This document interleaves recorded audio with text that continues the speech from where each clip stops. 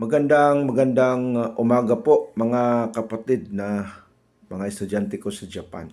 Ayan, kayo Pastor Reds at Pastora, Pastor Joey. Ipagpaumanhin nyo na tayo ay online at recorded itong ating pag-aaral kasi masyadong busy. Sa araw nito ay naimbitahan akong mag-share ng gospel dyan sa Minuyan at ang aking pagsisira na ay mga kabataan, and that is from 8 to 9, and then sa isang lugar ay pupunta ako kasi anniversary ng Movement for Christ at dadalo dito ang ating mga political leaders, kaya medyo busy talaga. Kaya tayo po ngayong umaga ay mag-aaral at i-elaborate po natin yung exegetical foundation. At alam natin na sa ating pag-aaral ng exegetical foundation ay binubuo ito ng literary context at saka historical context. So from literary context, pupunta siya sa historical context at may bridge yan. And then from historical context ay babalik siya sa literary context, which nung nakaraan ay na-elaborate natin ito by illustrating the tallest building in the world. Just like the building of Khalifa, which is the highest building in the world, as our illustration na ang mga building talaga, hindi naman siya nakakatayong mas mataas na walang foundation. So almost half of the tallest building ay foundation. So same with the hermeneutics, na especially sa larangan ng exegesis, na kailangan ang foundation nito, which is literary context and also historical context. And then pag founded na yan, pupunta na siya sa theology of the text, the theological interpretation of the text, which is doon sa talata sa pericope, doon ka mag-i-exegete who is God in the text. Kasi minsan nakikita natin sarili natin or nakikita natin yung bida sa text, hindi naman si Lord kundi yung tao. Kailangan sa interpretation ay makita natin who is God in the text. Kaya pinag-aralan din natin yan nung nakaraan, that the context, especially yung pericope, ay makita natin. Just like what we have illustrated, hindi si David ang bida kundi si God sa buhay ni David. So nandun sa talata makikita natin yung ginagawa ng Lord sa buhay ni David. Now, after theology of the text, exposition. Under na exposition is exposing the text through preaching and teaching. So dito papasok ang homiletics. Ayan. So ang homiletics ay alam natin structuring of the text. Skeleton, structuring of the sermon. So yung na-analyze natin na passage, yung pericope, makikita natin si God sa text, and then madadala natin to sa exposition. Sa exposition, alam natin yung homiletics. Ang homiletics under dyan ay topical sermon, textual sermon, and especially expository sermon. But we are talking now not for the topical sermon kasi hindi siya papasa dito sa exegetical foundation. Hindi rin siya textual sermon. Ang pinag-usapan natin is expository sermon. Ayan. At after na ma-expose mo yung text by means of theme, sa expository, mayroon kang theme, mayroon kang text, at mayroon kang introduction, mayroon kang body of the sermon. Ang body of the sermon ay nandun yung main points or main division And then meron siyang subpoints. Ang subpoints ay tatlo. Ang una ay mga verses, pangalawa ay illustration, pangatlo ay application. Ang application ay partial application. Because the general application is doon sa conclusion. Ang main points ng expository sermon, either 3 or more main points. Ayan. So, i-elaborate natin ito pagdating natin sa homiletics. Yan po mga kapatid. And then, dun sa tuktok ng building, okay, sa ilalim ng building is syntaxical foundation, literary and syntaxical context, and then from baba ng building hanggang taas, which is the pericope, ay theology of the text, and then sa kabila ng part na of the building is exposition, and then sa pinakatuktok ay application, applying the text to the present audience. So yan po mga kapatid. You apply the expository sermon to your present audience. So alam natin ang hermeneutics ay hindi siya basta-basta. Kasi kumbaga maraming, tulad ng pinag-aralan natin, maraming gaps, no? Gaps of time, gap of language, gap of culture, and then maraming mga gaps dapat natin tingnan tulad ng ating mga napag-aralan na.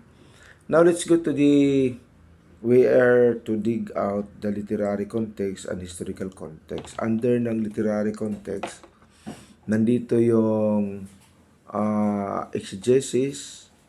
Under ng literary context, andito yung word study, andito ang analysis, andito ang genre, andito ang syntax, andito ang grammar, andito ang immediate context, andito rin ang structure. So, isa-isahin natin yan mga kapatid para maintindihan natin ano ba talaga ang meaning ng mga nasa exegetical foundation ito under ng literary context. And then sa historical context, andito yung from literary, pupunta ka ngayon sa historical context, andito naman ang history, andito yung culture, andito ang sociology, andito ang geography, andito ang topography, andito ang archaeology. Ayan. So, yan po mga kapatid, ang ano natin sa historical context. So, tandaan natin, no? Dito sa literary context, makakapag-preach na tayo yan without actually using historical context. At karamihan sa mga naging preacher na hindi naman concerned sa historical context, nakakapag-preach na sila doon. Kasi under ng literary context, sino yung passage Passage of the scripture. It can stand alone. Kaya lang, kung hindi mo i-consider yung historical background ng text, ay mahirapan ka mag-explain. You can only explain the plain text. Okay, how did you analyze the text, exegete the text, and also genre and syntax. But to explain the historical background of the text, medyo mahirapan ka. Kaya kailangan punta ka sa historical context. So ano ba yung nasa historical context? Paano natin mai-apply yan? Under kasi ng historical context, kailangan mo dyan mga kapatid yung Bible Dictionary. Ayan. Kailangan mo rin ang Bible Encyclopedia. Kailangan mo rin usually ang mga commentaries para maintindihan mo talaga kung anong nilalaman ng talata. Halimbawa, dito sa literary context, example lang ito, si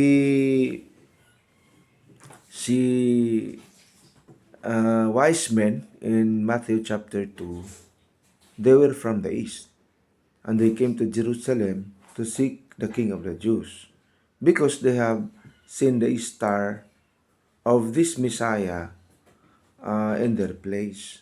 Kaya nung makita nila ang bituing malaki, hinanap na nila ang King of the Jews kasi ipinanganak na. So imagine they were from the east. Now, hindi in-explain ng Bible saan yung east na yun. Di ba? Saan ba yung east na yun? They came from the east and they have to go to Israel to see the king of the Jews na ipinanganak na. So, hindi in-explain yan sa literary context. Sino mag-i-explain kung nasaan yung east?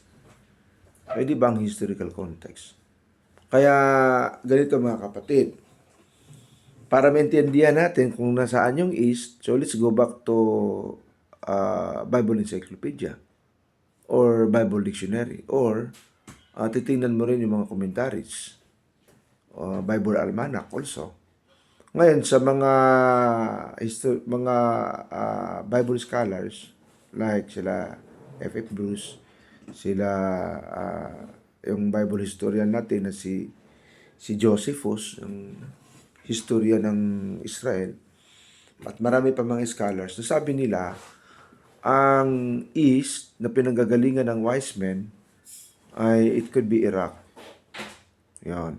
Which is dati Mesopotamia or Babylon. Dahil kung titingnan natin, saan ba galing sila, bakit ba sa Iraq ay may mga Jewish di ba, mga nagdiaspora, mga na-exile for 70 years, napunta ng Babylon. Pagdating nila sa Babylon, they stayed for many years. In fact, sa history, yumaman na sila doon. At sila Daniel, Shadrach, Meshach at Abednego ang tataas ng position. Si Shadrach, Meshach, Abednego naging governor of the provinces. At si Daniel naman, kung titingnan nyo sa Daniel chapter 2, naging prime minister. So, after 70 years, they went back to Israel sa pangunguna nila Nehemiah, nila Zerubbabel, at saka nila Ezra. At na-rebuild yung giniba ni King Nebuchadnezzar na temple ng Israel. So, there was a rebuilding of the ruined temple. And also rebuilding the cities. And also, yung si Nehemiah, yung destroyed wall, pinatayo ni Nehemiah. So, ang concentration ni Ezra is to rebuild the spirituality of Israel. Siya yung leader doon. Ang concentration ni Nehemiah is to rebuild the wall of Jerusalem. At alam natin na pinagtawanan yung mga Jewish ni Sanballat at kinutsakot siya. Pero natapos yung wall. Ang concentration naman ni Zerubbabel is rebuilding the cities and also the temple sa tulong nila Cyrus. Now, nung nag-uwian na itong mga Jewish people, ang mga mayayaman ng mga Hudyo nagpaiwan. Ayan. So, sino ang example natin dyan? Nauna dyan si Daniel. Si Daniel, hindi na siya umuwi sa Israel. Nanatili siya sa Babylon. At especially sa panahon ng pananakop ng Persia kasi natalo ng Persia ang Babylon. So in short, may mga Jewish na mga mayayaman na nag-stay sa ganung lugar. So ang iba sa Babylon, ang sabi naman ng ibang east ay Persia, or which is today that is Iran. Kasi ang Babylon dati ay sa ngayon Iraq yan eh. Ngayon yung Persia sa ngayon ay Iran. So dyan galing yung mga wise men. Wise men, sabi ng history, nilinaw na these people are wealthy people, not necessarily kings. Pero yung iba nag-i-interpret na ito daw ay 3 hari based upon their gifts. Pero ang historical context nagsasabi na hindi lang 3, kundi 20 sila mahigit na mga wise people. At mas marami pa kasi may mga caravan sila, may mga guards sila, may mga soldiers silang kasama. Dahil mayayaman tong mga ito from the east. In fact, ang regalungan nila kay Jesus Christ ay gold, incense, at saka myrrh. Which is, kung pobre ka, hindi ka pwede magregalo ng gold. Okay? Ganun po mga kapatid. At sa history nga, nung umalis si Joseph at saka si Mary papuntang Egypt dahil papatay ni King Herod yung bata. Pinuslit nila si Jesus. Ang naging gastos, okay, nung stay ni Joseph at ni Mary sa Egypt, ang pinanggastos nila doon dahil foreign naman sila sa lugar na yon. They are just sojourners or foreigner in Egypt. Ang ginastos nila yung regalo ng wise men kay Jesus na ginto. So, yun po mga kapatid. Napakalaking tulong nitong historical context. Ang literary context, okay naman yan. It can stand without using historical context. Kung wala ka talagang Bible Dictionary, wala kang pagkatao, wala kang access sa encyclopedia, at sa iba pa mga resources na magagamit ng isang pastor. Kung ang dala mo lang ay Bible, ay okay, nakakatayo na po yan. Kasi salita ng Diyos yan, mga kapatid. Pero mas maganda ang beauty ng preaching mo or teaching mo kapag nilapat mo to. Kaya nga bridge, yan yung exegetical foundation. Okay, so bago ka tumaas, theology of the text, homiletics, application, doon ka muna sa exegetical foundation. Ganun po mga kapatid. Historical, literary context, then bridge to tutuloy siya papunta sa historical context. And then ito nga pala mga kapatid pagdating mo sa historical context, dahil sa preaching, pwede ka nang mag-dwell doon. Dahil sobrang ganda ng history, historical background. Pwede ka nang matempt na wag nang bumalik sa literary context o doon sa talata mo. So, yan ang ingatan. Kasi marami din ng mga preacher na napunta na lang sa historical context. Tandaan po natin, balance yan. Pupunta ka sa history, archaeology, mga background ng text, ayan, or background dun sa talatang ini-exegete mo, sa pericope mo, ay ingatan mo na huwag ka nang mag-dwell doon. Kasi maraming mga preacher, nag-dwell na lang doon nag-dwell doon sa historical context. Hindi na sila nakabalik sa literary context. So, ganun po yun, no? Napakaganda ng preaching mo or teaching mo. From literary, tatawid ka sa historical context. From historical context, tatawid ka sa literary context. So, titignan po natin ito mga kapatid, no? Forward po tayo. Sabi ni Berkhoff, there are three interpretation of the Bible sa analysis ni Berkhoff. Una is the grammatical, and that includes the logical interpretation. Okay? So, the grammatical. So, you will see the grammar of the text. Ayan, para ma-interpret mo ng husto ang talata, ay lapatan mo ng grammatical analysis. Kasi ganito yung mga kapatid, napakahalaga po ng grammar. Although ang Bible is rooted from Hebrew at saka Greek. The Old Testament is Hebrew and the New Testament is Greek. Now, kung titingnan po natin, ang English natin na translations ay hango sa Hebrew at saka sa Greek. At kung ang text mo ay nasa Old Testament, so mas maganda ang Hebrew. Irisis mo ang word ay sa Hebrew, hindi sa Greek. Kasi ang OT ay rooted from Hebrew language. Now, ang Greek naman, which is pinag-aralan din natin yan sa Introduction to the Bible, na ang LXX or Septuagint is the first translation of the Bible rooted from Hebrew. So, itong Greek nito, mas maganda kung sa New Testament. Kasi ang New Testament ay nasulat siya sa Koine Greek.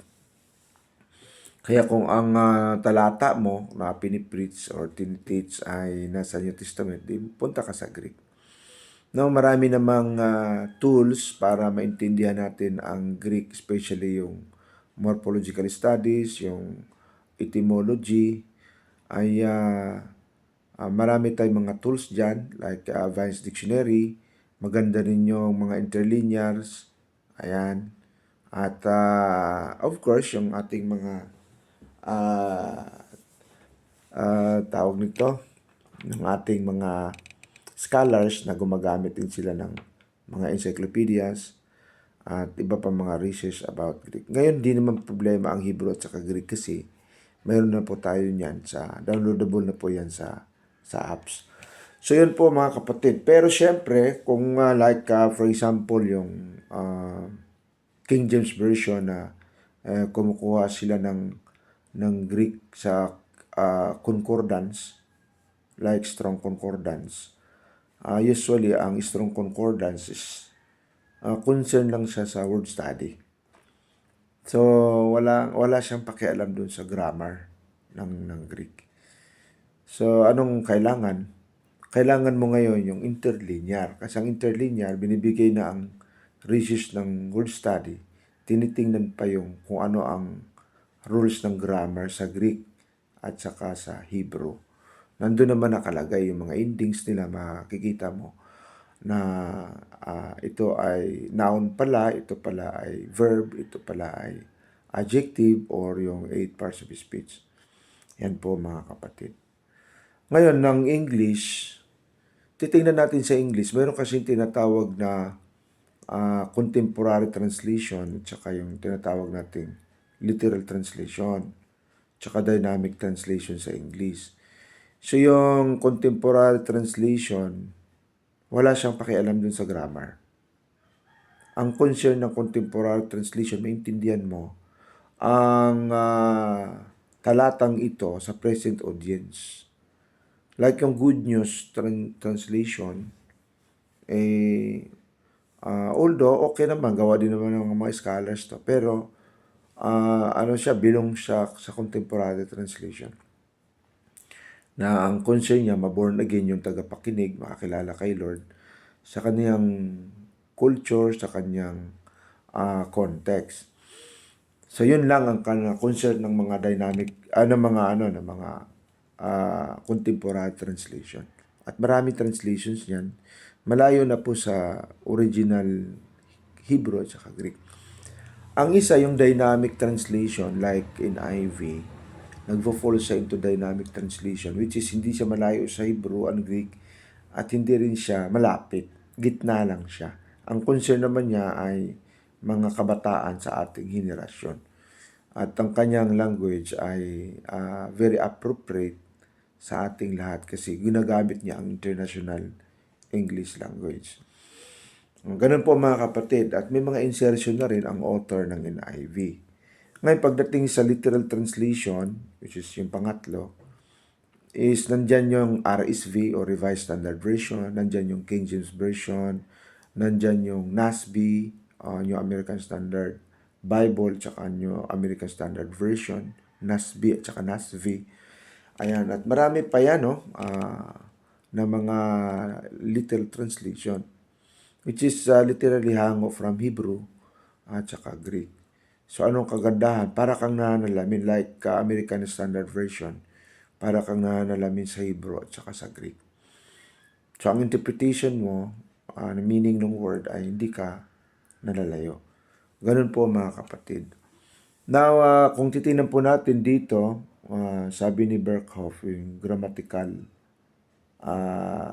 construction, mahalaga yan sa pag-interpret ng talata. Like for example, yung John chapter 1 verse 1, in the beginning was the Word was with God, and the Word was God. So kung titingnan po natin sa Tagalog, sabi nga doon, ang pasimula ay salita or verbo, ang pasimula ay salita at ang salita ay suma sa Diyos at ang salita ay Diyos. Sa English, in the beginning was the Word. Ngayon yung word na was, sa English, linking yun or connective. Linking verb, it links. Kaya ang kanyang present form of the verb is.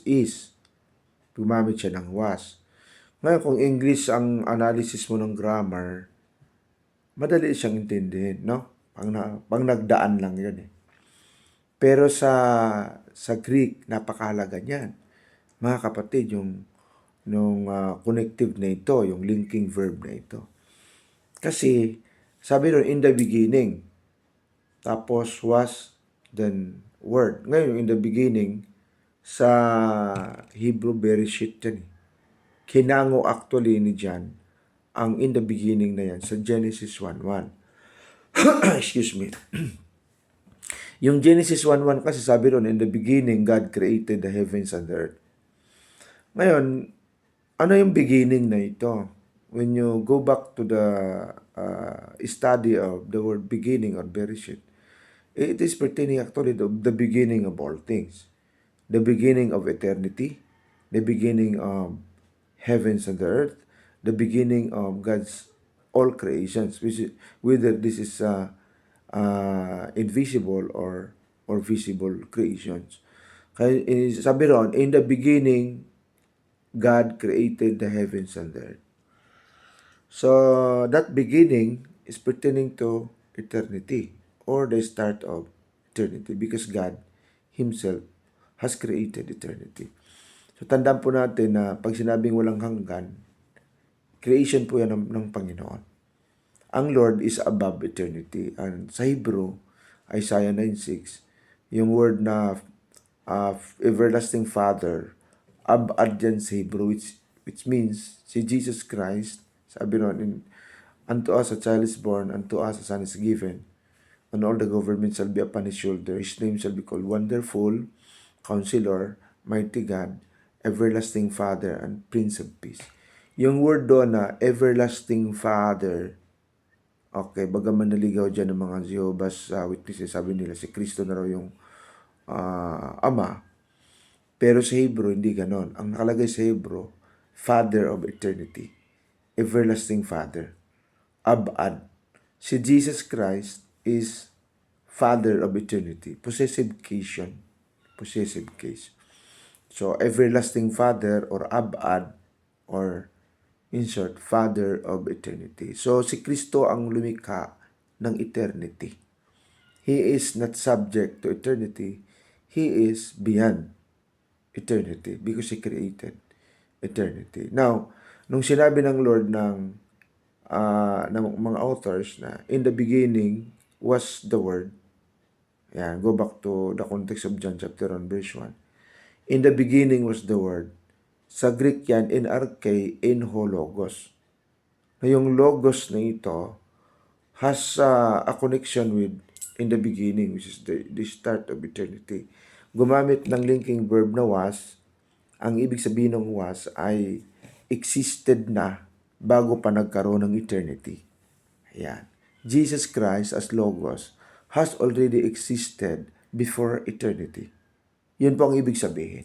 At sabi roon, and the Lord was, and Logos, and the Word was with God, gumamit ng grammar na preposition na with. Yung word na with is sa Greek that is pros. Pros. So, ano ibig sabihin ng pros? P-R-O-S,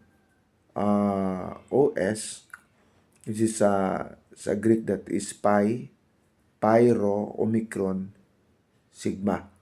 Pros. Ang ibig sabihin, this Logos was with God the Father, okay, from eternity or before eternity. Before the creation of eternity, this Logos was with God the Father. Or, before the beginning of all things, in fact, si Kristo nga nag-create ng all things, whether visible and invisible. Without Him, nothing made that was made, in John chapter 1 verse 3. So, si Logos, kasama na ni Father, ng God the Father, even before eternity, or even before the creation of all things. Kaya napakahalaga ng grammar sa interpretation of the text. And this Logos, sabi nga sa verse 14, John chapter 1 verse 14, this Word became flesh, dwelt among us, we beheld His glory, the glory as of the only begotten of the Father, full of grace and truth. So yung Logos na ito nag-incarnate, nagkatawang tao, namuhay na kasama namin, sabi ni John the Beloved. at nakita namin ang kanyang kaluwalhatian. Tulad ng kaluwalhatian ng Ama. So, nandun na yung monogenes, no? Yung monogenes sa verse 18. Na si Kristo ay same in nature, same in attributes, same in characteristics, and attributes with God the Father because of the word monogenes, yung bigatin na word. Na sinabi sa verse 14 na we have seen His glory, the glory as of the only begotten God. Yan. Ganun po mga kapatid. Kaya napakahalaga ng pag-aaral ng grammar. Pangalawa, sabi dito yung historical context, no, including the psychological interpretation. Ayan, so the grammatical, including the logical interpretation. Number 2, the historical, including the psychological interpretation. And then the theological interpretation, which na-elaborate natin itong historical background of the text doon sa historical context, mga kapatid. Okay, so let's go to the literary context. Ang sabi dito, nandito na papaloob ng exegesis, word study, analysis, genre, syntax, grammar, and immediate context, and structure. So yun po mga kapatid, at maging ang ating kapatid na si Pastor Joey sa Scotland, hopefully Pastor Joey ay masundan mo rin ito. At ayan, Pastora Lisa at Pastor Ridge ay masundan natin ito. At maging ating audience sa YouTube, welcome po sa ating pag-aaral dito po sa ating pong hermeneutics. Actually, ito ay part na rin siya ng advanced hermeneutics, mga kapatid. We integrate basic hermeneutics and also advanced hermeneutics in our studies. So, the question is, what is exegesis? Kasi madalas nating banggitin ang exegesis, di ba? Mas maganda kasi ang hermeneutics, nilapat natin doon ang isa sa mga branches niya, which is ang exegesis. So, sabi dito, exegesis is what? This is exegesis in Greek. Okay, and another word is from the word exegestai, no? Which is meaning to lead out. So what is the meaning of this? This is actually a critical explanation of the text. Exegesis includes a wide range of critical disciplines. And under siya ng textual criticism. Sabi rito, textual criticism is the investigation into the history and origins of the text.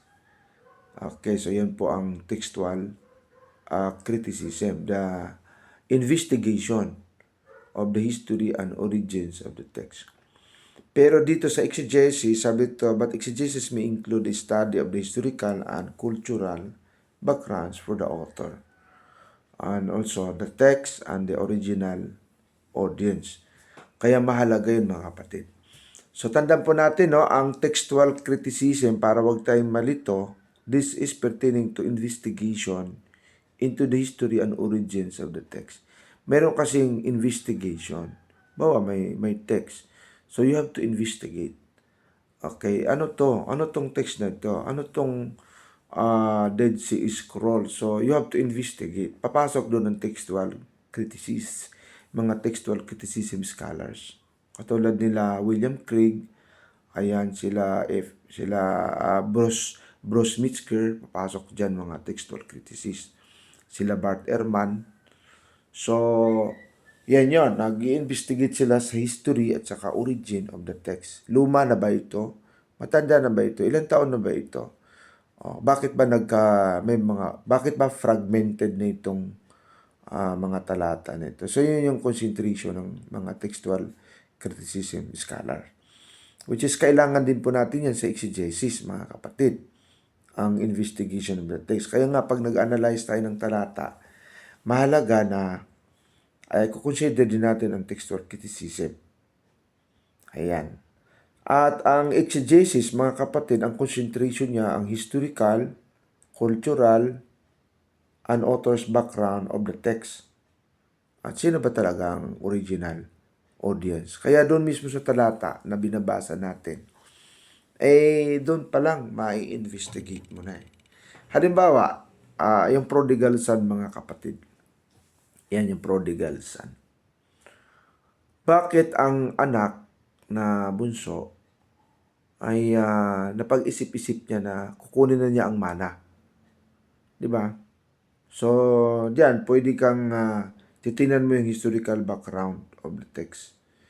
Okay ba sa mga bata pa ang hingiin ang mana sa magulang? Hindi pa naman namatay yung magulang. Usually kasi, kukunin mo lang mana mo kapag namatay yung magulang mo. So, yung hingiin mo ang mana ang mana mo sa magulang mo na buhay pa sila, may parang sinasabi mo na ayaw mo na sa magulang mo, parang sinasabi mong wala na rin silang silbi sa buhay mo, parang pinapatay mo na ang magulang mo kasi yung manang kukunin mo, kabuhayan ng magulang yun eh. Kaya napaka absurd or napaka ridiculous, 'di ba, na ng isang anak ang wala ka pa naman talaga sa tamang gulang, tapos kunin mo. Most probably, ang kumukuha ng mana yung nakapag-asawa na. Pero kung sakop ka pa ng magulang mo, hayaan mo munang i-treasure ng magulang mo ang kayamanan. Kasi pag kinuha mo yung mana mo, parang pinapatay mo na sila.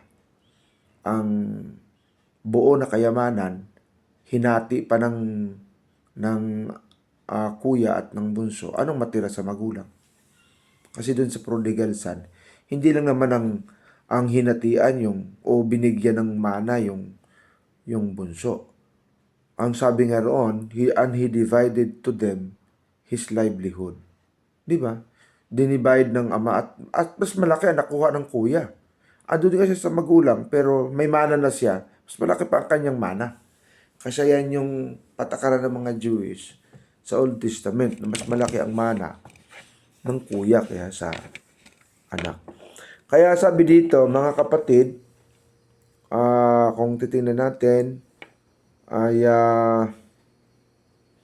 sabi diyan ay other analysis includes sa exegesis yung classification of the type of literary genres. Okay? Present in the text and analysis of the grammatical and syntactical features of the text. Pag sinabing literary genres, ano ba ang genre na ini-exegete mo? Halimbawa, nandun ka sa Pentateuch, di ba? So, ang genre dyan ay hindi pang apocalyptic. Yung 5 books of Moses, ang genre dyan is Pentateuch. At Pentateuch, binubuo siya ng history, yan, binubuo siya ng poetry. Ang Genesis chapter 1, usually poetry yan eh. History, tulad ng history ni Noah, history ni Abraham, ayan, ng patriarchal period natin, yung history nun, pinag-aralan yan. Tapos, pagpasok sa Exodus, partly history, partly law. Okay, so, ang tawag didactic law. Meron kasi yan, didactic law, at saka yung tinatawag na tradition. At mayroon pang laws of the temple. Yan po, mga kapatid. So, ang didactic law, napapaloob siya sa Leviticus at saka sa Exodus. Mga 80% ng law sa Leviticus ay concentrating on the law about the priests and also the Levites. Yan po, Levitical laws. Which is marami sa Levitical laws di naman na applicable in our time. May isa pa yung tradition. Yung apodictic law, primarily yung very core dyan, yung 10 Commandments. Ano yan? Timeless principle yung law na yan. Ayan. So, pag ang Ten Commandments, up until now, hindi siya naluluma. Yan yung timeless principle. Hindi siya naluluma. Pasok siya sa batas ng bansa, batas ng daigdig, batas ng government, at batas ng pamilya. Sabi nating, igalang mo ang magulang mo. Sa family code yan. May batas tayo dyan. Huwag kang pumatay. Doon yan nabibilang sa criminal laws. Di ba? Ngayon, founded yan sa ating bansa, founded yan sa Philippine Constitution, maging sa Amerika. Ayan. Ang Bible nga, ang presidente ng US, maging sa ating bansa, nakapatong ang kamay sa Bible kapag sila ay install as president, respecting the higher law, the higher God who created the laws. Yun po mga kapatid. Kaya sa exegesis, kung titingnan po natin, mayroon pong literary genre. Kung Pentateuch, interpret is as the interpretation of Pentateuch. Ngayon, kung nasa poetry ka, you have to interpret the text in accordance to the laws and interpretation or how to interpret poetry.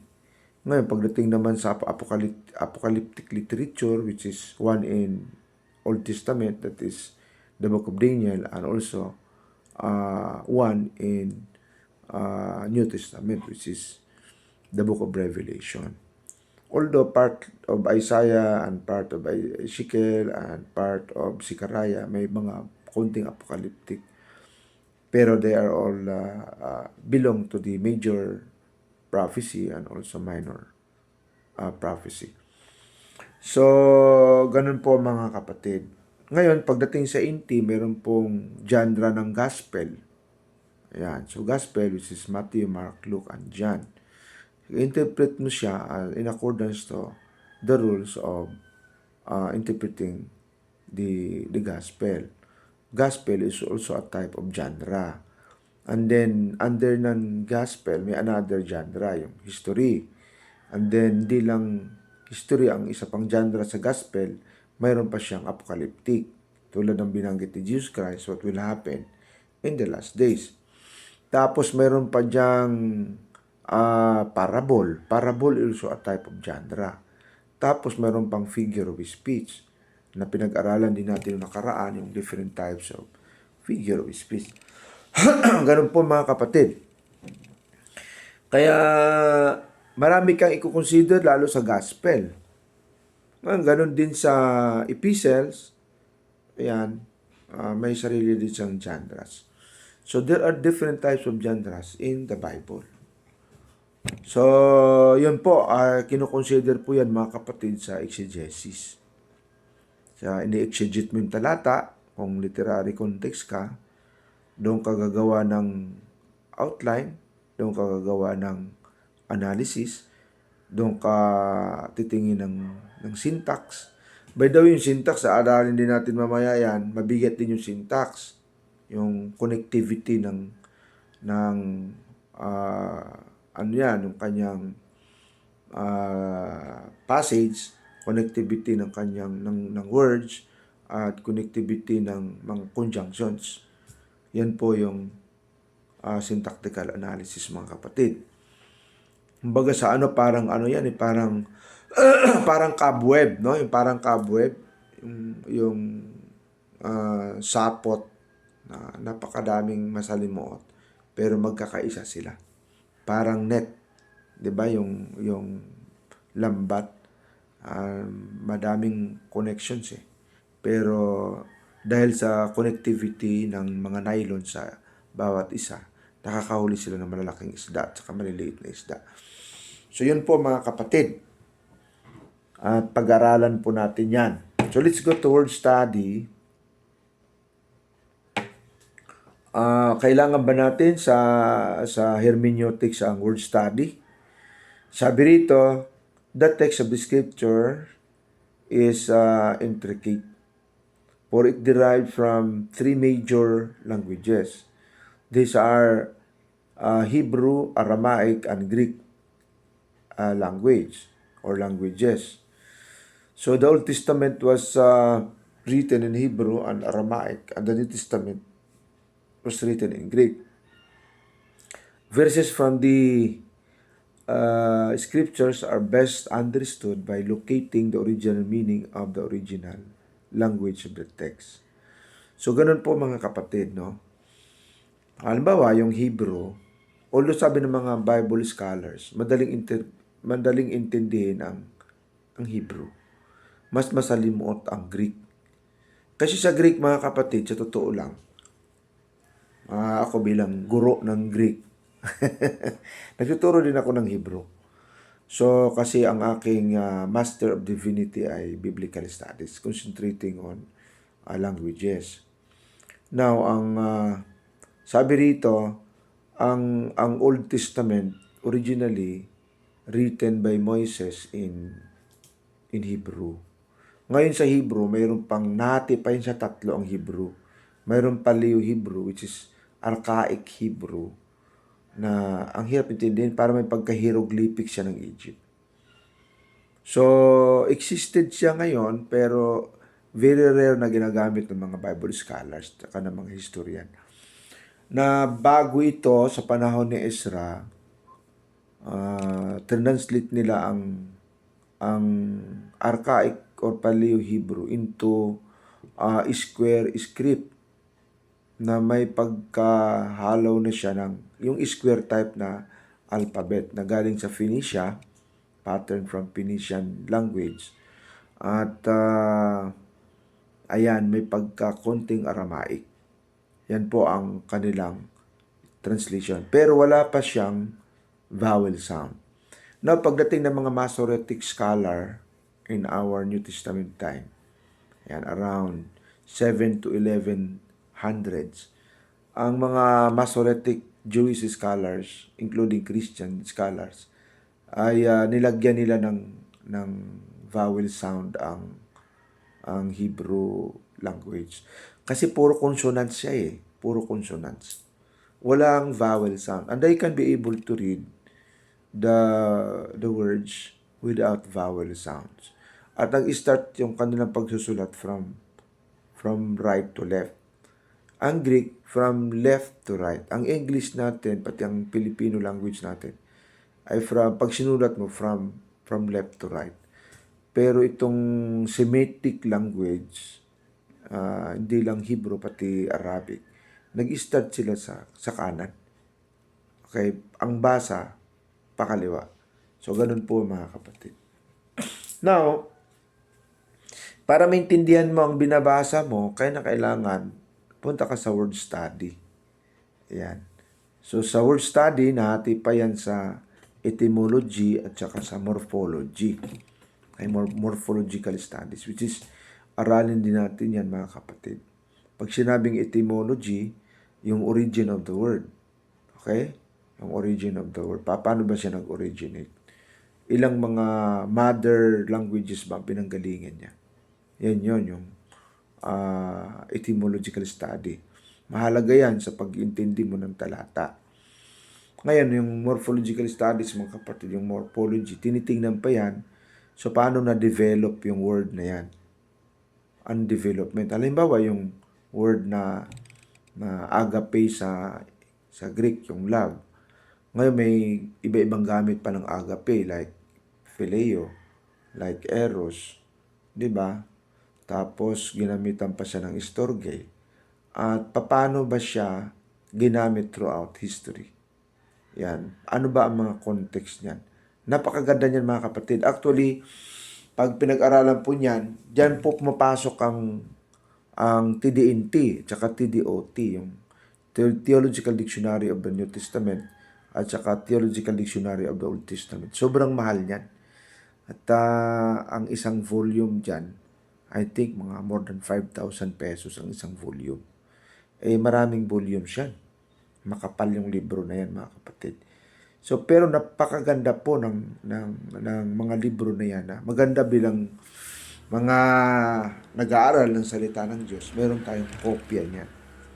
I don't know if that is downloadable. Binigay sa atin sa internet, no? Kung meron tayong ma-download niyan sa internet. So, pero napakamahal po ng mga libro na yan. Kailangan po natin ang word study.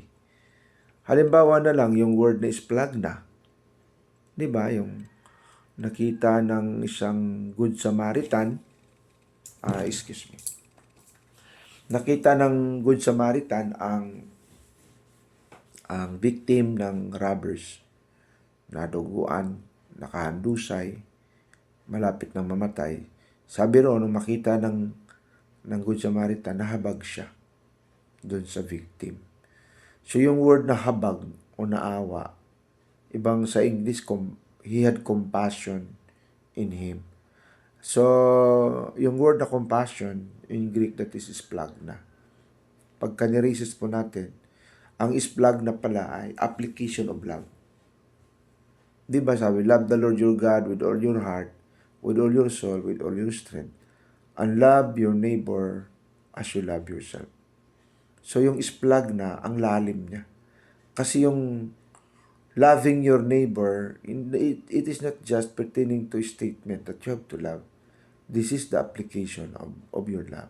Sabi nga doon, ang splagna ay pagmamahal na mula sa kaibuturan na yung puso, tagos sa laman at buto hanggang kaluluwa.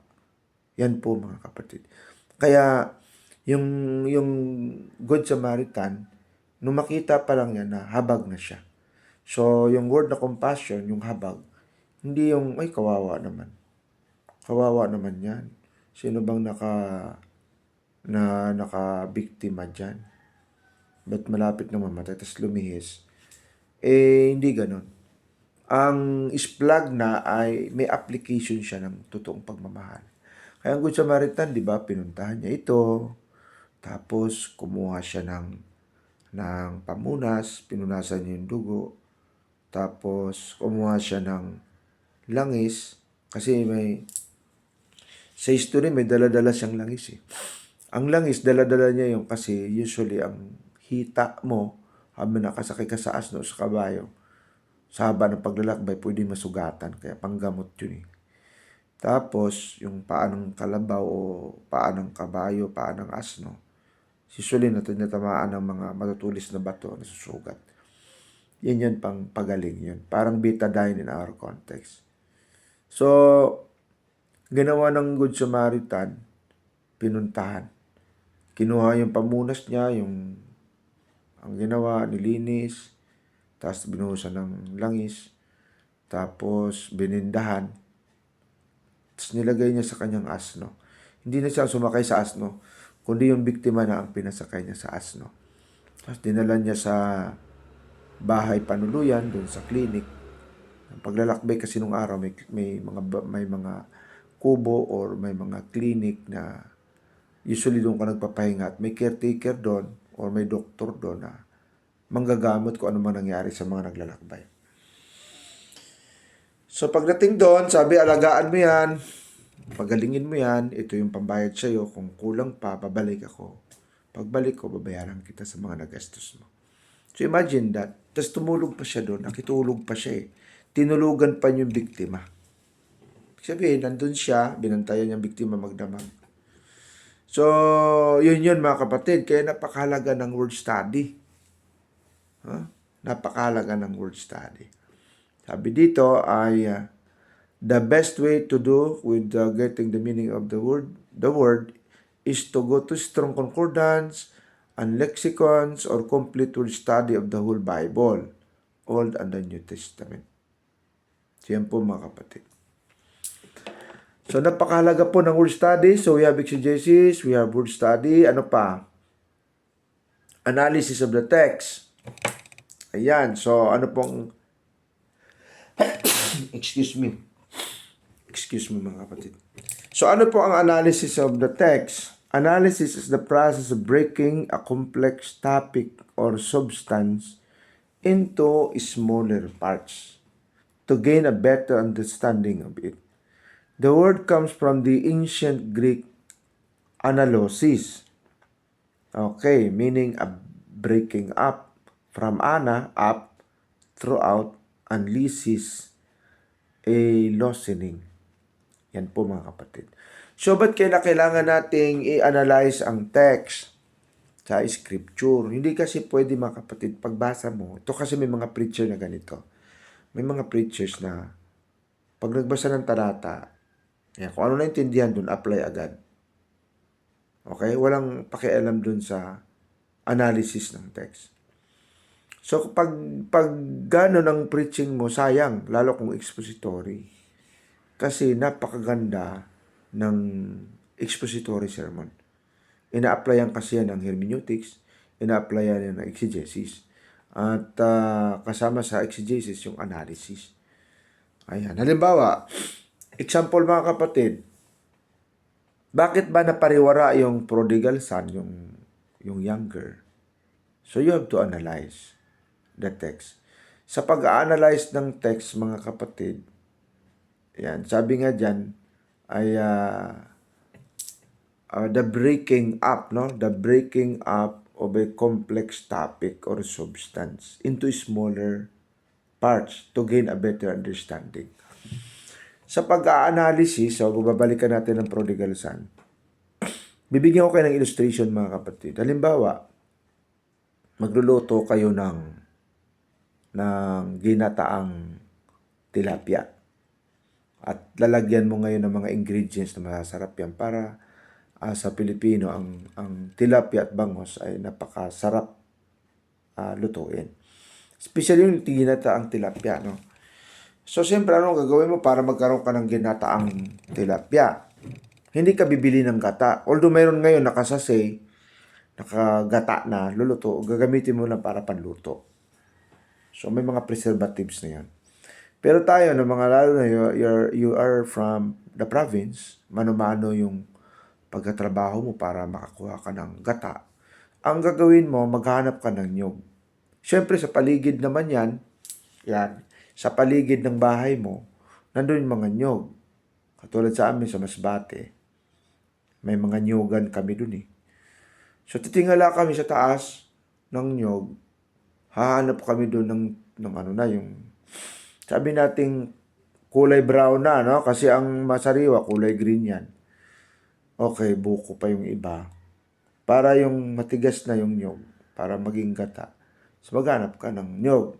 Alay medyo malaki-laki at magandang akyatin yung puno. So, aakyatin mo yun. Ako dati sinasabihan ako ni mama na, Adong, akyatin mo nga yung nyog. Pag-akyat ka nga dyan, kuha ka ng isang nyog para makapagluto tayo ng ginataang tilapia. Gagawin ko, aakyat ako sa nyog. Pag inakyat ko, pipitasin ko yon. Mahirap magpitas eh.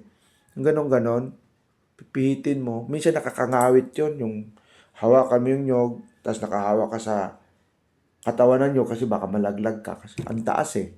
More than mga almost 20 feet ang taas. So, kahawa ka sa katawan ng nyog, tapos yung isang kamay mo nakapihit pang ganon. Ngayon, pag napihit mo na ito, tatanggal mo na, hindi mo naman pwedeng dalhin yun pababa, nakagahawa ka pababa ng nyog. Hindi. Pag napihit yan, ihagis mo yon.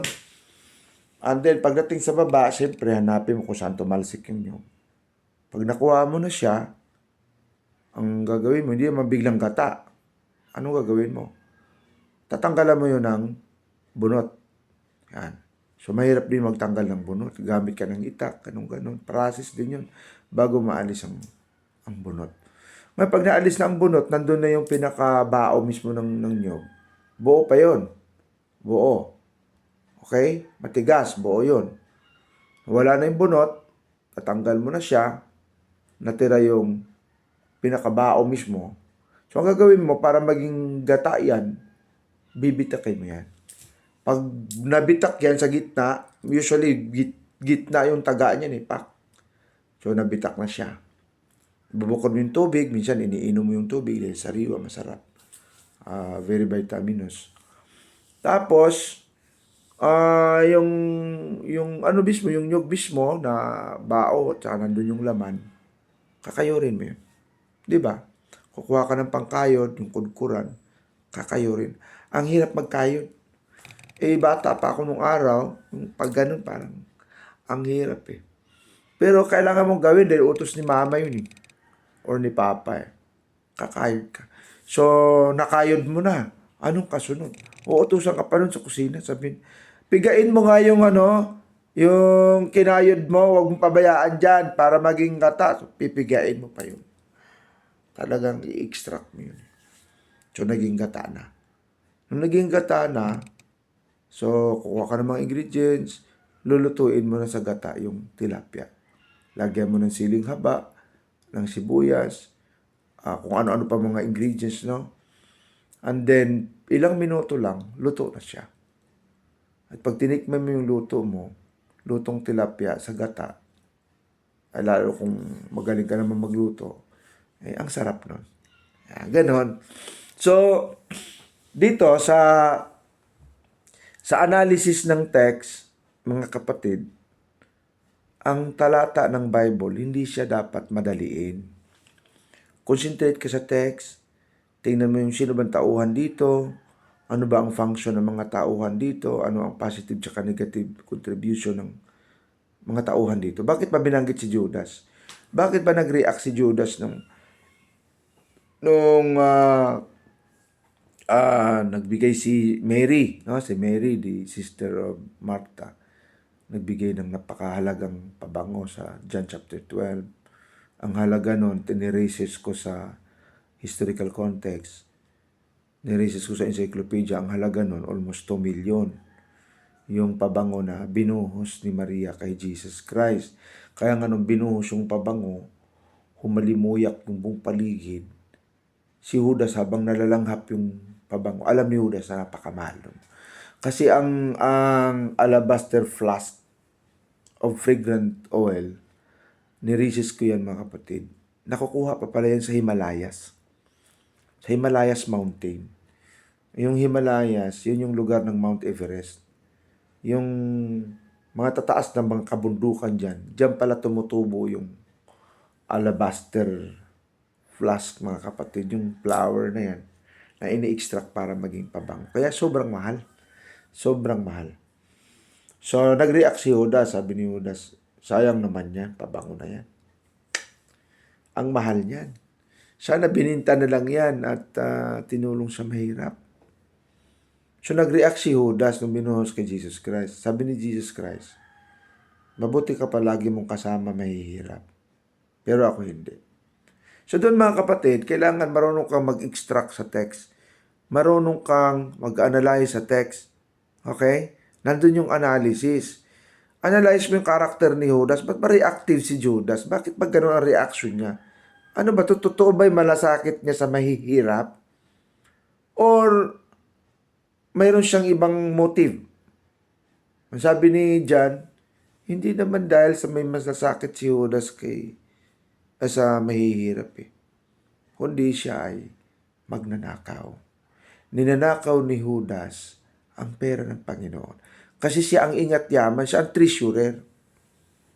See? So may motive siya, mga kapatid. Ngayon, sa analysis ng text, napakaganda nito. Halimbawa, balik tayo sa prodigal son. Hiningi niya yung mana. Tapos nung humingi siya ng mana, lumayas siya. So saan siya lumayas? Di ba? Sabi ron, he went out into a far country. Which is ang far country ng panahon ng context nito is outside Israel. Yun yung ibig sabihin ng far country. Pwede napunta siya sa Syria, sa Jordan, pwede siya napunta sa Lebanon. Pwede rin siya napunta ng Egypt.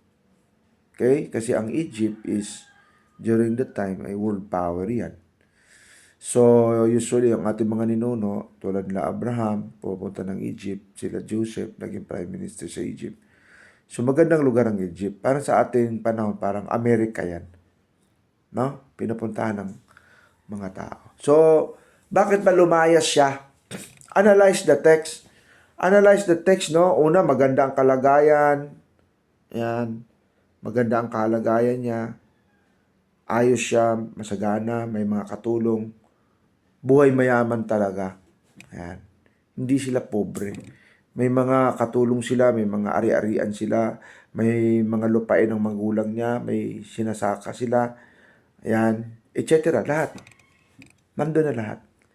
So, nakita niya na may kayamanan sila na pwede niyang manahin. So, lumayas. Pwede mo naman kukunin yung yaman mo, yung mana mo, na mag-stay ka doon sa piling ng magulang mo or in a distance lang. Pwede yung ganun. Lumayas, pumunta pa sa malayong bansa, sa far country. Okay, so, nung lumayas, hindi na siya na-monitor ng magulang. Talagang sa puso niya, meron siyang pagiging pagiging waldas. Sa puso niya gusto niyang maglamierda bilang kabataan. Parang sa ating panahon, parang mga adik-adik ba na lumayas, tapos pag uli lango, ganun. So, naglayas mga kapatid. Sa kanyang paglayas, tingnan mo yung observe the text kasi mayroon tinatawag na man in a hole. Pag-aralan din natin yung different types of analysis, mga kapatid. Yung man in a hole, ibig sabihin yung tao nahulog sa butas, nahulog sa ilalim ng balon. So, tingnan mo kung paano ang kanyang pagkahulog. Ganun na. Paano ba ito nahulog sa balon tong taong to? Ang lalim-lalim, 20 feet yan. Paano nahulog yan? So, tingnan mo na nadulas ba siya? Yung kanyang hinahawakang gilid ng balon na tipak o nahulog siya. So, titingnan mo yon. Itong prodigal son, may step by step ng pagkahulog sa buhay niya bago siya yung mamatay na sa gutom. So, una, hiningi niya yung mana. Pangalawa, lumayas siya. Pangatlo, winaldas niya ang kayamanan niya. Sa prodigal, sabi nga, riotous living. Yung riotous living nasa text, pumatol pa sa mga prostitutes. Di ba? Hindi naman sinabi nagsugal na pumatol siya sa mga prostitutes. Sinabi ng kuya. Ibig sabihin, ang prostitute, hindi lang naman love ang kailangan niyan Hindi lang sex ang gusto niyan. Ang prostitute, papatol sa'yo yan kasi may pera ka. At huhut-huting ka yan. Parang linta yan, mga kapatid. So, nahut-hut ang yaman niya. Hindi niya alam na magkakagutom sa lupain. Pabagsak na siya. Then, doon na sa sarurok ng pagbagsak, ayan. Anong sabi doon? Wala na siyang magastos, namasukan na siya. Sa pamamasukan niya, umaasa ng pagkain, umaasa ng sweldo. Wala namang nagbigay ng sweldo, wala rin nagbigay ng pagkain. So, mamamatay na siya. Gutom na gutom, siguro nanghihina siya. Or nangangayayat na. So, doon sa panahong yon, alam niya mamamatay na siya sa gutom. Ayan. Isipin mo, kakainin na niya yung pads. Ang sabi ron yung, he is desiring to eat the pads. Which, sabi ron, ang pwedeng kumain nun, mga baboy. Pagkain ng baboy yun yung ipa. Pero sabi ron, no one gave him anything. Kahit yung ipa na kinakain ng baboy, di pwedeng ipakain sa kanya. Sugunaw na kalala, isang Jewish man na pinandidirihan yung baboy kasi marumi. Sabi sa Leviticus 11:7, madumi ang baboy. So, nag-alaga na siya ng baboy. At hindi lang basta mag-alaga, kakain na siya sa kinakain ng baboy. Imagine yung rurok ng kahirapan. Dati kang sobrang yaman.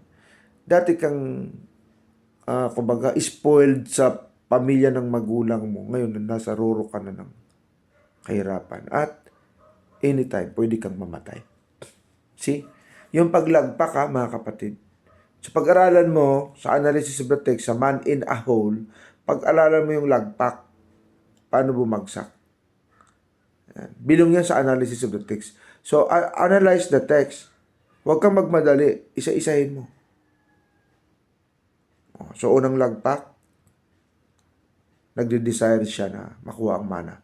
Pangalawang lagpak, lumayas siya, pumunta sa far country.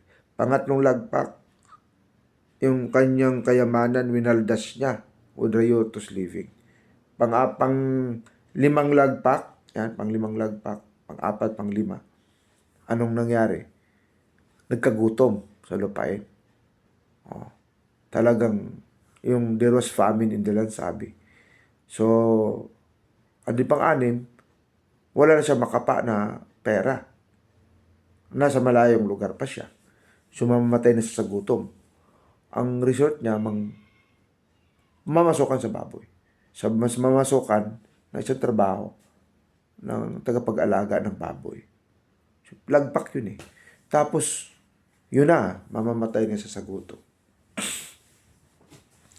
So, yun yung analysis ng text, mga kapatid. Ngayon, pag-aralan mo naman, paano ba siya nakabalik? Paano na-restore? Kasi pag nahulog ka, dapat alam mo rin paano umakyat. 'Di ba? Para makalabas ka dun sa balon ng pagkahulog. Ganun sa text. Paano ba yung prodigal son nakaahon at nakaligtas sa tiyak ng kamatayan? 'Di ba? Ngayon, kung titingnan natin yung prodigal son, mga kapatid, mayroon siyang realization. Siguro nakaupo siya sa isang lugar, gutom na gutom. Mabuti naman hindi nawala yung kanyang imahinasyon. So, sabi doon, when he came into himself, and he remembers the goodness of his father. He remembers the blessings of his father. He came into himself. Maganda yun eh, yung mayroon kang personal reminiscence, mayroon kang personal reflection na bakit ka ba nagkaganito? Bakit ka ba naghirap? Bakit ka ba naligaw ang landas? Bakit mamamatay ka na? Ano ba ang realization mo? So, ang ginawa niya, meron siyang tinatawag na he remembers the goodness of his father. Diba? Mga R's yan eh. He remembers. Tapos, after remembering the goodness of his father, nagkaroon siya ng realization na magsisi siya. Magre-repent siya. Okay? He remembers. Then, he repents. Sasabihin niya, Ama, babalik ako sa aking ama at sabihin ko sa kanya na nagsisisi ako. Nagkasala ako sa langit at sa sayo. So, parang sinabi niya, nagkasala ako kay God at sa'yo, ama ko. Ituring mo na lang ako na isa sa mga alipin mo. Huwag mo na ako ituring na anak. So, ano yun eh, mga kapatid eh, yung mayroon sa kanyang repentance. So, he remembers, he repents, and then he returns. Nagbalik loob siya sa kanyang ama. So, yun mga kapatid, no? Yung 3 hours of restoration. Ang tanong, bumalik ba siya? So, bumalik, mga kapatid. Nakaakyat siya eh. He came into himself, tapos he remembers, tapos he repents, and then he returns. See? Mabuti may lakas pa siya para makabalik sa kanyang ama. Ngayon, habang siya pabalik, remember na nandun siya sa kalagayan ng sobrang kahirapan. Siguro nalilimahid pa yung kanyang damit. Amoy baboy pa siya. Gutom na gutom. Wala nang gupit, walang ahit, etc. mga kapatid. So malayo pa lang nakita ng ama eh.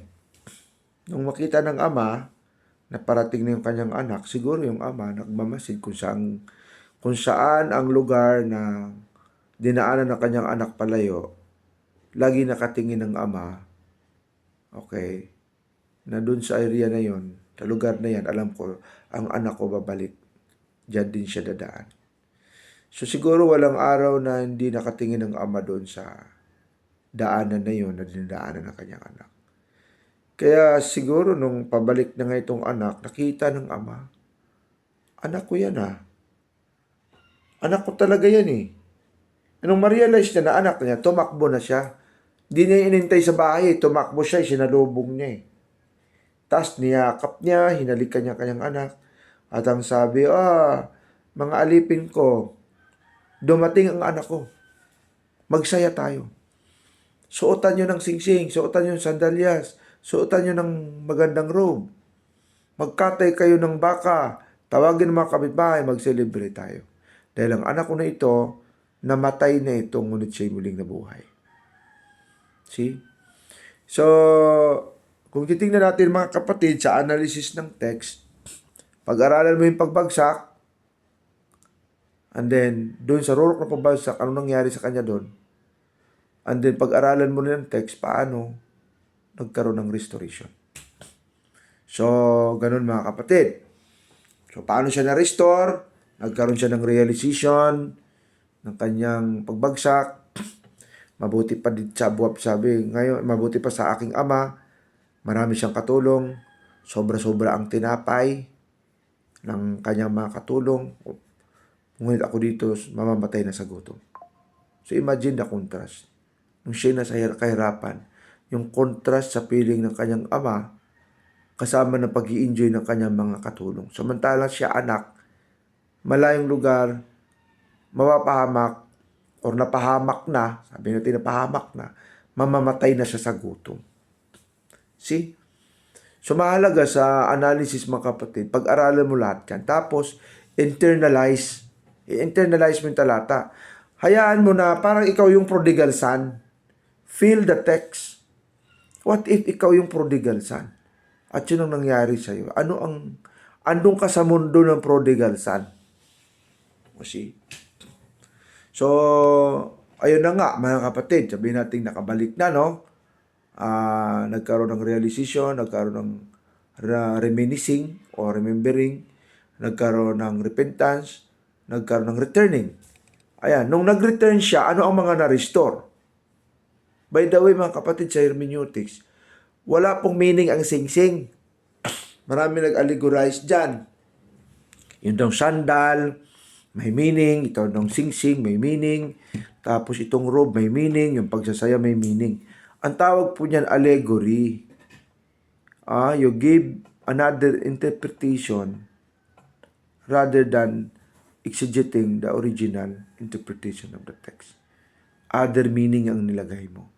So, alam mo, sabihin mo, ang meaning ng sing-sing, ano to? Sing-sing kasi yan relationship yan. Kasi ang sing-sing ginagamit sa relationship. Hindi lahat. Kasi ang mga alipin sa Old Testament time, ang sing-sing hindi sa relationship ginagamit. Ibig sabihin, alipin ka. Alila ka. Ayan, mga kapatid. So, huwag nating bigyan ng other meaning yung mga materials na yon. Walang meaning doon. So, ano ang nangyari?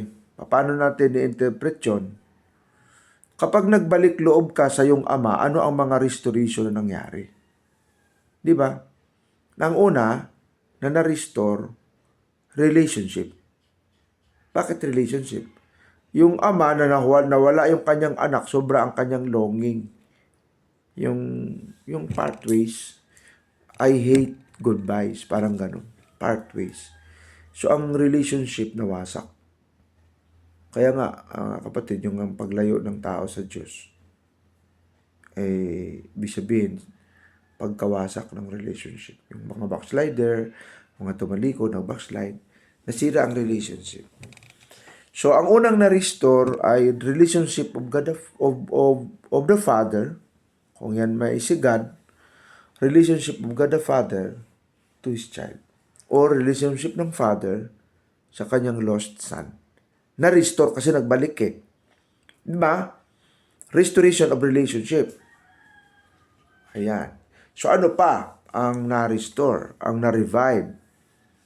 Ang relationship na-revive. Okay. Pangalawa, material restoration. Material restoration. So, ano doon? Sabi doon, sing-singan nyo, bigyan nyo ng sing-sing. Bigyan nyo ng sandalyas. Bigyan nyo ng robe. Ayan. So, na-restore ang material needs ng batang ito. Diba? So, ganun, pag nagbalik loob, dati kang naghihirap ka sa buhay mo, na-restore ang blessing. Kasi nagbalik loob ka sa iyong ama. Ang ama mo mayaman eh. Ikaw nagdusa. Yung damit mo na naluma na, napalitan ng bago. Yung sing-sing mo na isinangla mo pa, marahil sinangla pa niya o bininta niya, dahil sa pamumudmud niya sa prostitute. Okay? So, na-restore. Ano pang na-restore? Yung robe, yung sing-sing na-restore. Yung sandalyas, wala na sa tsinelas. Isipin mo, nawalan ka na ng tsinelas. Grabe paghihirap mo. Ni-restore. Ganon mga kapatid. So, ngayon ano pang na-restore? Yung kalungkutan, yung kasayahan na nawala. 'Di ba? Yung enjoyment of being with your family, with your neighbor, nawala din yun eh. So, na-restore yung nagkaroon ng social restoration. Actually, meron tinatawag dito spiritual restoration, na-restore kanyang relationship sa Panginoon, nagkaroon ng material restoration, nagkaroon ng social restoration. Bakit? Yung mga kapitbahay, naki-enjoy din eh. Di ba? Social restoration, magkatay kayo ng baka, mag-enjoy tayo, magtugtog tayo, narinig nga ng panganay, anong nangyari? Anong mayroon sa bahay? So, ganun mga kapatid ang tawag dyan ay social restoration. Ganon. Kung titingnan po natin na gawa natin ito ng application, ang mga taong nag-backslide, nawala sila sa presence ng Panginoon, nakakaranas siya ng matinding starvation in the spirit. Yung naputol yung relationship mo kay Lord, nawala ka sa presensya ng Panginoon. Matindi ang starvation yan mga kapatid. Tapos kung titingnan mo yung buhay niya, napunta na sa pambabae, bisyo, alak, sugal, sigarilyo. Lahat ng bisyo, nasa kanya na, sabi nga ABS-CBN daw. Alak, babae, sugal, cabaret bar, nightclub. So, pagka ganon ay nawala ang mga blessings. Pero kapag ka nagbalik loob kay God, nandun yung mga restoration na yun. Spiritual restoration, okay, i-restore ng Lord yung nasirang relationship. Spiritually, pangalawa, i-bless ka ng Lord materially. Okay, do you think yung mga backslider pinagpapala? Hindi sila pinagpapala. Marami akong kilalang backslider, winaldas ang kanilang kayamanan. No? So, ganun mga kapatid. Materially, i-restore ka ng Panginoon. Hindi ka na maghihirap. Ibibigay ng Lord sa iyo mga pangailangan, mga basic needs mo. Binibless ka ng Lord kasi nasa presensya ka niya. So, ganun mga kapatid. So, na-restore, no? Ang relationship sa family. Kahit kay kuya, nung una nag-react si kuya eh. Although mga kapatid, kung dagdagan pa natin ang analysis, ang backslider hindi lamang po yung bunso. Ang kuya backslider din eh. Ba? Prodigal din yung kuya. Pastor, paano naging prodigal yung kuya? Di ba yung bunso yung nagwaldas, ang kuya naging faithful. Yan. Kung tingnan yung talata mga kapatid, very visible na ang bunso ay tumalikod sa magulang. Very visible. Pero yung meron kasi tinatawag na visible tawag niyan prodigalism, parang ganun. Yung very visible yung kanyang pagiging prodigal. Pero may isa naman yung tinatawag na invisible. Invisible ang kanyang pagiging prodigal. So, paano naging prodigal ang panganay? Faithful naman yon. Di naman siya humiwalay sa magulang. Paano siya naging prodigal? Tingnan niyo ang characteristics, yung attributes ng kuya. Una, may mana naman siya, mas malaki pa nga ang mana niya kay kay bunso eh. So, paano siya naging prodigal? Tingnan niyo ang characteristics, tsaka attributes mga kapatid. Lagi nga niyang kapiling ang kanyang magulang, pero very distant siya. Very aloof siya. Diba? Lumalaban pa nga siya eh. Ano nangyari doon mga kapatid? marirealize mo yan sa pagbalik loob ng lumutang yung kanyang karakter nung nagbalik loob na yung bunso. Nung makita niya nagkasayahan at sabi ng katulong, kasi nagtanong siya anong mayroon. Ay, dumating po yung mo, kapatid mong bunso. Ha? So, hindi siya pumasok. Hindi siya pumasok sa bahay. Nag-stay sa labas. Kaya ginawa ng katulong, sabi dun sa tatay, ay, sir, yung anak niyo pong panganay ayaw pumasok, nasa labas. Parang sinabi, nagtatampo po. Parang sama ng loob. Lumabas yung tatay. Tapos nung lumabas ang tatay at kinausap na, anak, pasok ka na. Nagalit. O, di ba nagalit? Ano sabi? Pambihira. Pasayaw-sayaw pa kayo dyan. Pa-celebrate pa kayo. Ha? Yang anak mo na yan na nagwaldas ng kayamanan mo at ang kayamanan niya winaldas sa mga prostitutes. Pagdating dito, nagkatay pa kayo ng baka. Nagsaya pa kayo. Ako nga, hindi mo nga mabigyan ng kahit kambing para katayin ko kasama ng aking mga kaibigan. Pero yan, winaldas sa kayamanan mo, nag-celebrate pa kayo. Actually, may point siya mga kapatid. Totoo naman na talagang nagwaldas talaga yung bunso. At siya, hindi siya nagwaldas. Pero kung titingnan natin mga kapatid, ganito yun Yung asal na inaayos niya sa harapan ng kanyang magulang, palatandaan yun. Nawala na yung kanyang pagmamahal sa magulang niya. Okay? Tinutupad lang niya ang tungkulin kasi anak siya. Pero yung totoong pagmamahal sa magulang, wala. Nagalit siya Galit siya. Galit siya sa mga aksyon ng magulang niya. Okay? Pangalawa, tinan nyo, wala siyang idea sa kayamanan na ibinigay din naman sa kanya. Di ba? May mana na nga siya O ano nangyari mga kapatid? Ang sabi ng ama, anak, yung kapatid mo, anak, lahat ng akin, sa'yo. Di ba? Anak, lahat ng akin, sa'yo. Dapat tayo mag-celebrate kasi yung kapatid mo na yan, nawala na yan, namatay na yan, ngunit siya muling nabuhay. So, gano'n mga kapatid. Ito itong taong ito, visibly faithful sa kanyang father. Visibly, hindi siya lumaya sa kanyang father. Di ba? Pero ano ang kanyang mga kahinaan? Binigyan ka ng mana, hindi mo treasure yung kayamanan mo. Hindi mo in-enjoy. Pangalawa, ikaw pala'y tagapagmana ng lahat Di ba? Ikaw ang tagapagmana ng lahat. Lahat ng akin sa'yo. Bakit hindi ka man lang kumuha ng isang kambing, kinatay mo para sa mga kaibigan mo? Di ba? So, anong ibig sabihin nun mga kapatid? Nasa presensya nga siya ng kanyang ama, pero malayo siya. Backslider siya in the spirit. So, spiritually backslider, emotionally distant, hindi siya attached. Tapos, ignorant siya sa mga blessing ng kanyang ama.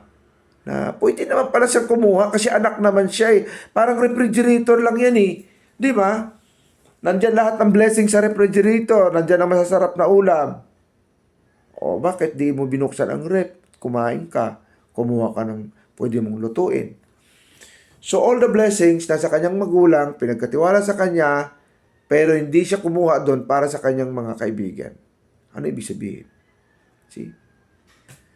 So ignorant siya sa mga blessing. So may mga taong ganun mga kapatid sa church. Faithful. Nakita mo faithful, tither. Pero kung maka-atake sa pastor, ang tindi Di ba? Lagi mo ngang kasama sa church, pero yan pala ang unang aatake din sa'yo. Ganun mga kapatid. Kala mo kakampi mo, hindi pala. Di ba? So may mga prodigal na akala mo faithful, in the spirit, prodigal pala. Hindi lang ang younger, ang prodigal, maging ang eldest son, prodigal din. So, dyan papasok mga kapatid ang analysis ng text. Marami pa po tayong ma-discover doon sa mga talata. Ayan.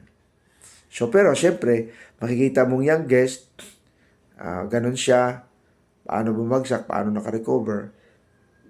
Ganun din yung eldest, paano bumagsak, yung positive tsaka negative, paano nakarecover. Pero tandaan natin na huwag din natin kaligtaan ang Father. To get the theology of the text. Who is God in the text? Who is the Father in the text? Yung Father, mapagmahal siya sa kanyang mga anak. Okay. Yung Father, napaka-giver sa kanyang mga anak. Diba? Hindi siya blaming. Yung Father, balance siya. Okay? Hindi niya kinampihan yung bunso. Hindi rin naman niya tinutolerate yung panganay. Balance ang Father. Yung Father, willing siya na i-restore ang lahat ng mga blessings sa kanyang mga anak. Willing siya magbigay ng mana, willing siyang kahit na waldas na hindi niya bliname, hindi niya sinisi, kundi ni-restore pa niya na sobra-sobra ang mga blessings sa kanyang mga anak. Ang Father, mapagmahal din sa mga kaibigan. Tawagin sila. Mag-celebrate tayo. Andito ang aking anak. See? Marami pa po tayo makikita sa Father, mga kapatid, representing God. So ngayon, sa pag-analyze ng text, sino ba ang eldest son, sino ba ang youngest son, at sino itong Father? Ngayon, huwag na tayong lumayo, mga kapatid. Syntactical analysis, isi-syntax natin, or tagdi-tagdi natin, or tatahiin natin yung talata.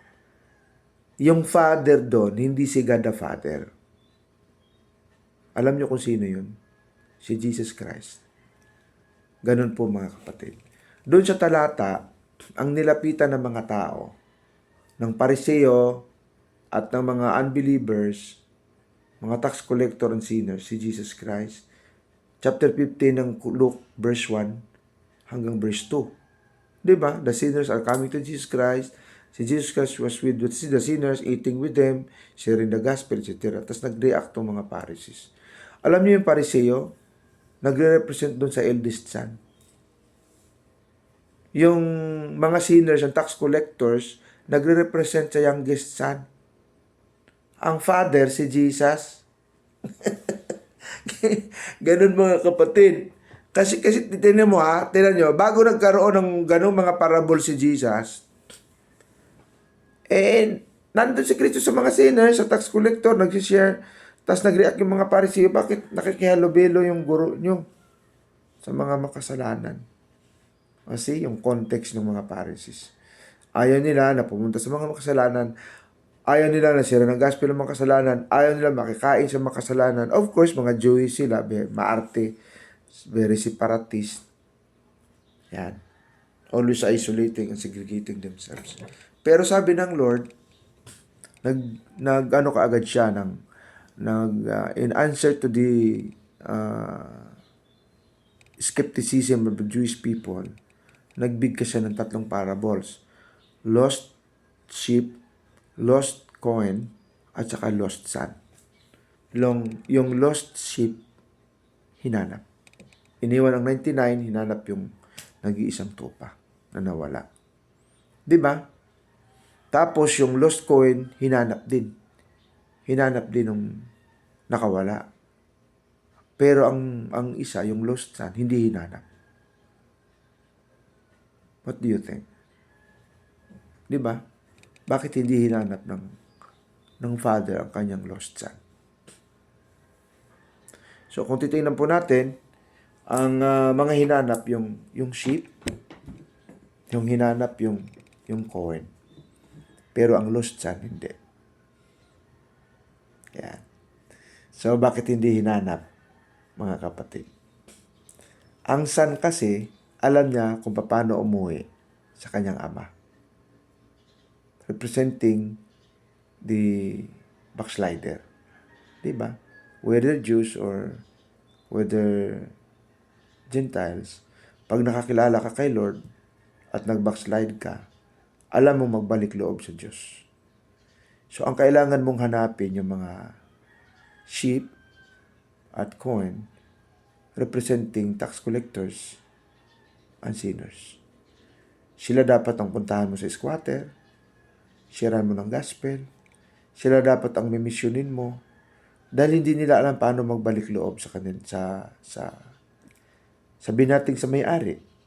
Ang tupa kasi pag naligaw yan, yung literal na tupa, pag naligaw, kailangan mo talagang hanapin kasi usually,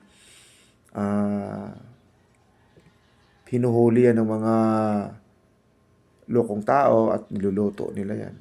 Siya naman, wala talaga siyang kamalayan na makabalik dahil wala sa instinct niya yung maamoy yung hindi siya katulad ng aso na kahit saan magpunta yan, alam niya paano bumalik sa bahay kasi naaamoy niya yung kanyang dinaanan.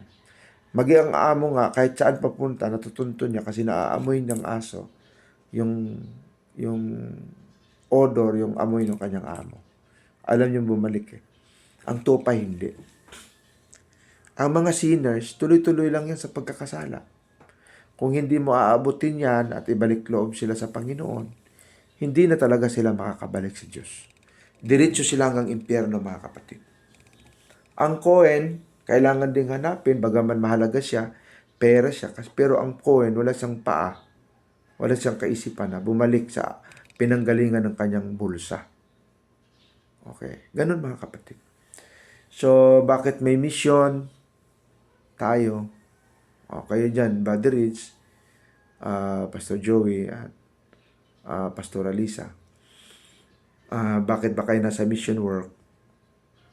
Diba? Para puntahan yung mga taong hindi nakapagbalik loob sa Panginoon. Share ng gospel para makauwi sa Panginoon.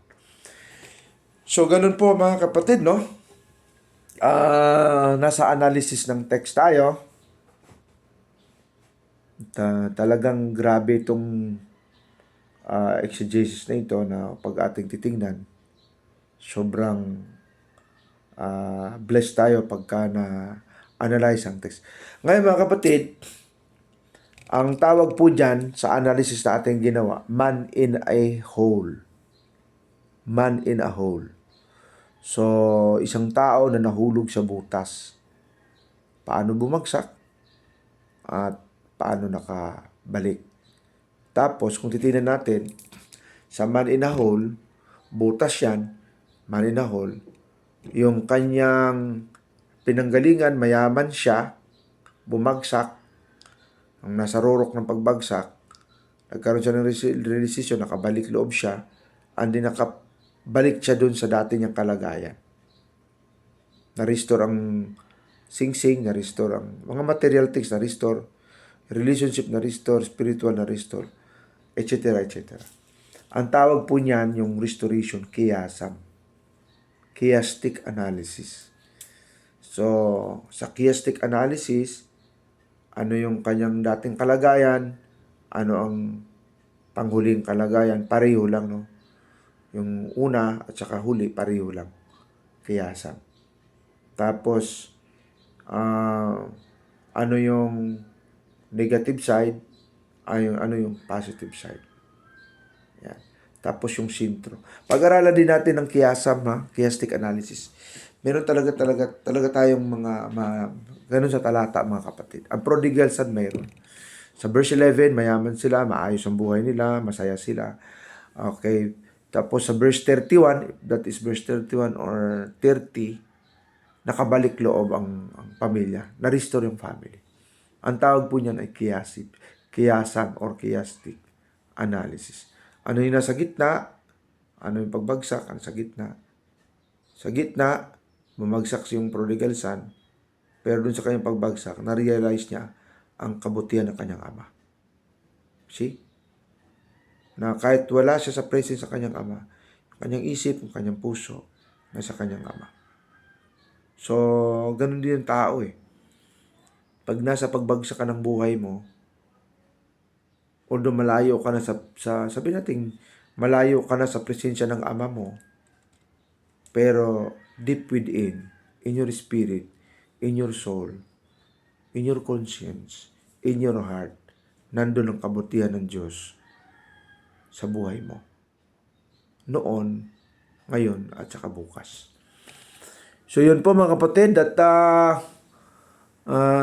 dito na lang po tayo magtatapos.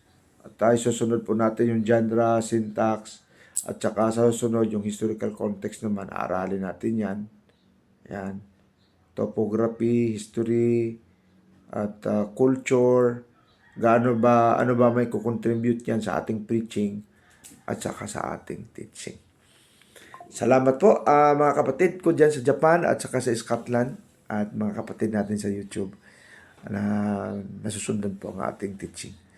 I-bless po ng Panginoon ang ating pong hermeneutics, interpretation of the text, the science of biblical interpretation. At ito pong mga pinag-aralan po nating syntax, exegesis, at pinag-aralan nating analysis.